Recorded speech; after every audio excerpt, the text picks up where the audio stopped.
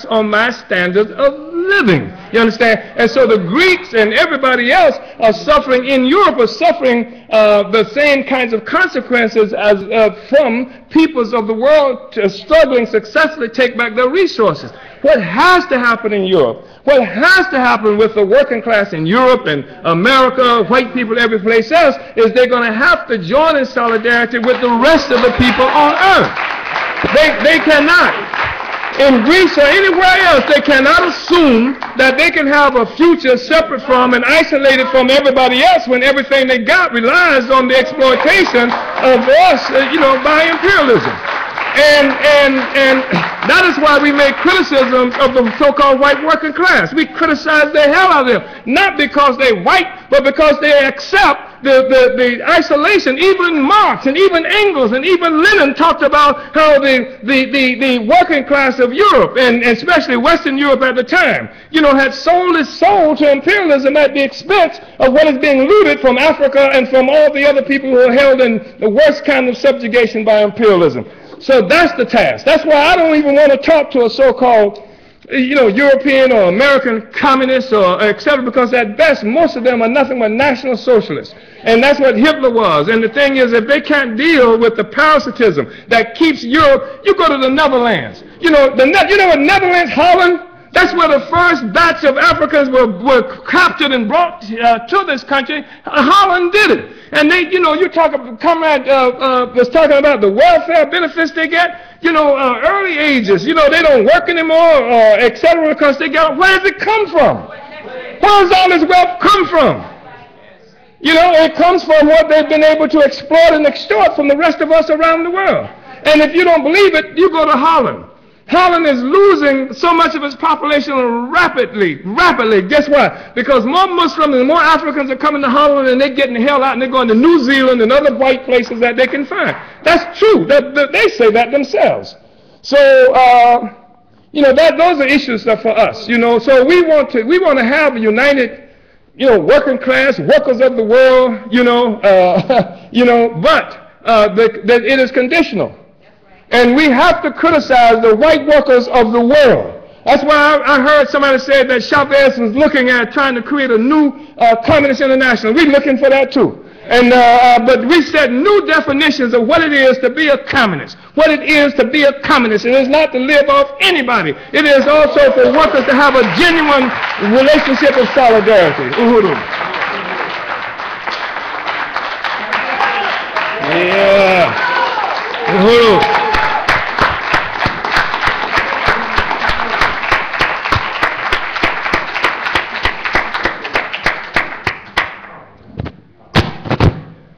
Yeah. Uhuru. Slim still moves me like he always do. Okay, quickly here, just a couple of, housekeeping announcements. Yeah. Please, if you have your cell phones, put them on vibrate. And like, if anybody is here, before you take any still pictures, or videos, please go and see Nyabinga before you do that. Okay, we're moving right along here. We're going on to the next panel now. Really going against time here. The mass incarceration of African people is genocide. In this panel here, I would call upon Comrade Timurenga Wala, who will be the one, facilitating this this panel. Okay, Comrade Timurenga, come on. Uhuru, comrade. Uhuru. Uhuru. Israelitu. Africa. Uhuru. So I'm facilitating the workshop on the mass incarceration of African people. It's genocide. And we're going to have two presenters. Comrade Omawale K. Fing, who is representing the Free Diop campaign, and Sister Afia Wangaza, who is a SNCC veteran and also part of the Malcolm X Grassroots Center in South Carolina. Yeah.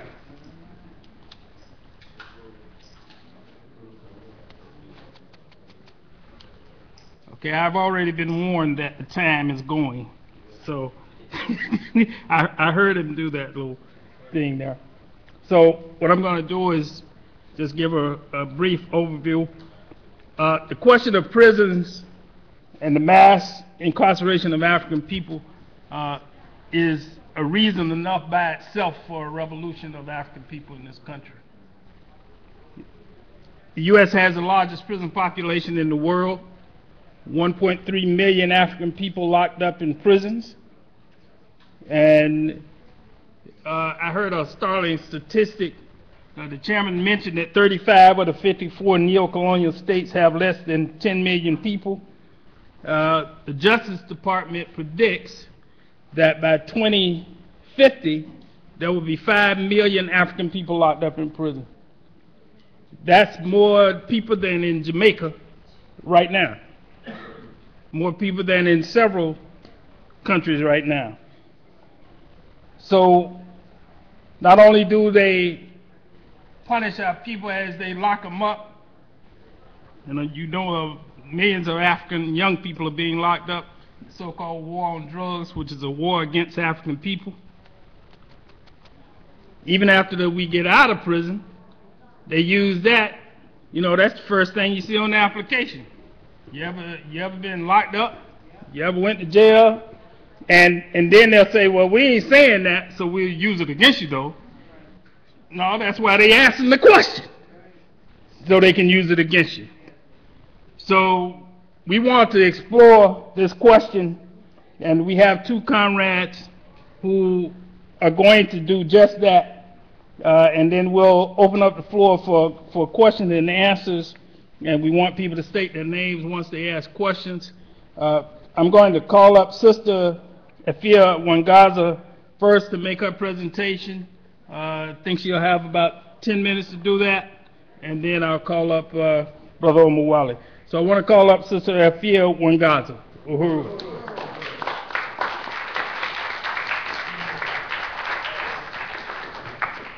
Uhuru. Oh boy, I tell you, I feel like we've been set up, K-Thing. Please. I want to start off trying to prepare for this was a real, what my mother used to call a taffy pull.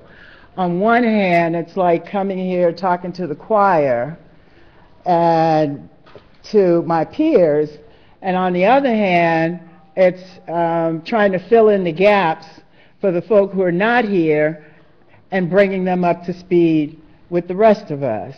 And how do you do that without boring one and talking down to the other?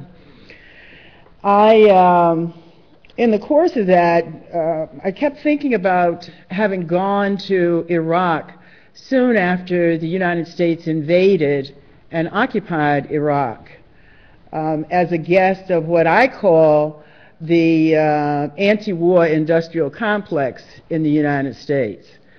You can't have peace without having justice, and I can assure you that justice is not even on the agenda when it's a part even of their name. What struck me about my trip to Iraq was the similarity between the treatment of the Iraqi people and the treatment of people in this country, especially African and Latino people.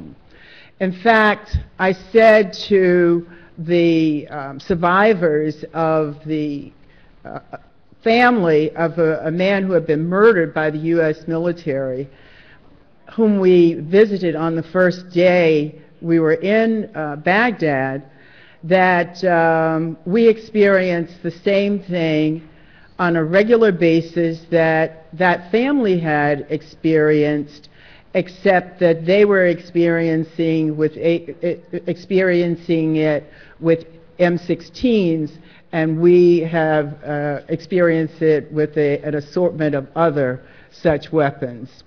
In that particular case, the military had burst into their home in the middle of the night and dragged all the males out of the house into the street, including what was later discovered to be the dead body of the head of the household, who had been shot by a sharpshooter when he opened the door to find out what was going on outside of his house.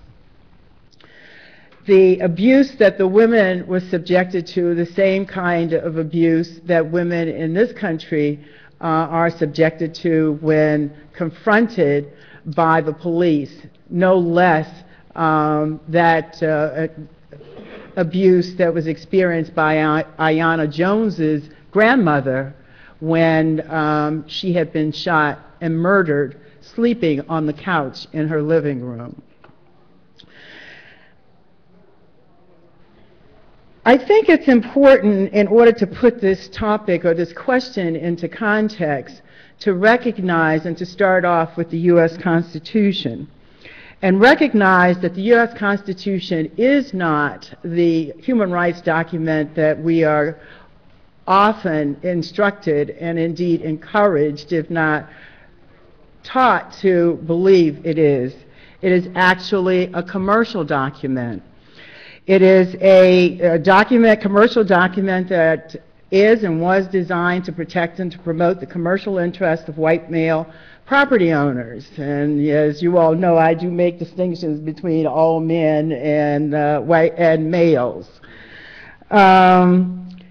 In this instance, the property to be secured, protected, and promoted was the land of the Native American and the body and the labor of the African person. And thus began what I challenge us to recognize and address as the ongoing criminal enterprise known as the United States of America. The object of which is to, by the use of varying degrees of bribery and force, suppress any efforts to escape their hegemony or to express self-determination.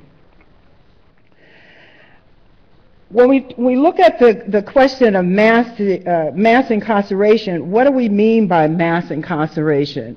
As I tell the brothers when I go to the concentration camps that we're called prisons, we're all in lockdown. It's just a matter of degree. And the question is what do you do with the degree of liberty that you have, and whether or not you use it in the interest and the advancement of the liberation of African people. They, of course, all want me to take their case, but I tell them I have a box in my office that I don't even open them. I've never participated in the fraud that's perpetrated in the name of Anglo-U.S. jurisprudence, you know, where they've made that adjustment.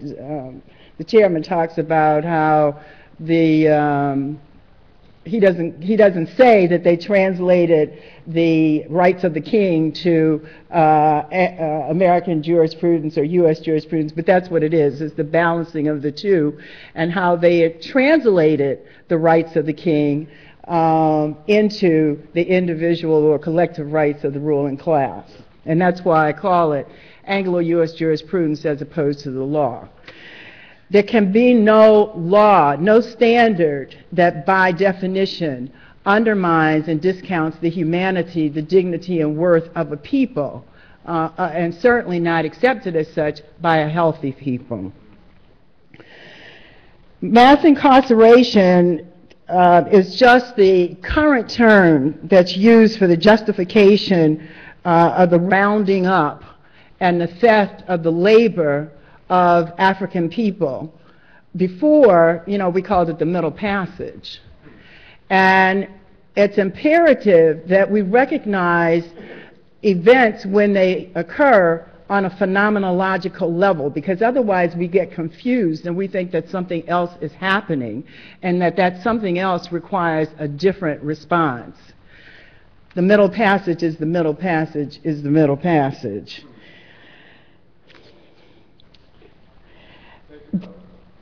The